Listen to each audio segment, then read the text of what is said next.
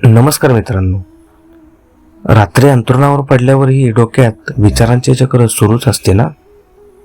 उद्या काय होईल, मुलांचे काय होईल, नोकरीचे काय होईल, या काळजीत तुमची आजची शांतता हरवली आहे का? जर याचे उत्तर हो असेल तर थांबा. साक्षात ब्रह्मांड नायक स्वामी समर्थ म्हणतात, भिवू नकोस, मी तुझ्या पाठीशी आहे.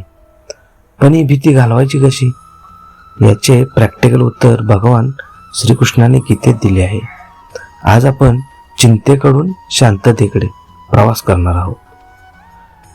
श्रीकृष्ण गीतेच्या 2ऱ्या अध्यायात म्हणतात, जे घडून गेले आहे आणि जे अजून घडायचे आहे त्याचा शहाणी माणसे शोक करत नाहीत.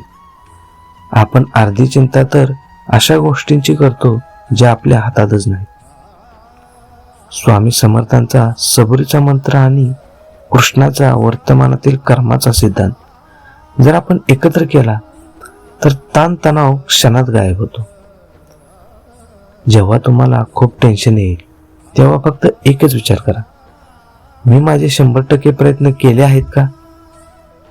जर हो तर फळाची चिंता त्या विठ्ठलावर किंवा स्वामींवर सोडून द्या. चिंता केल्याने समस्या सुटत नाही तर ती वाढते, पण चिंतन केल्याने मार्ग सापडतो. तुम्हाला कोणत्या गोष्टीचे सर्वात जास्त टेन्शन येते? कमेंटमध्ये नक्की लिहा, आपण त्यावर चर्चा करू.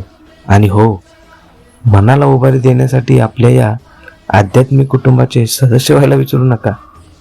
आत्ताच सबस्क्राईब करा.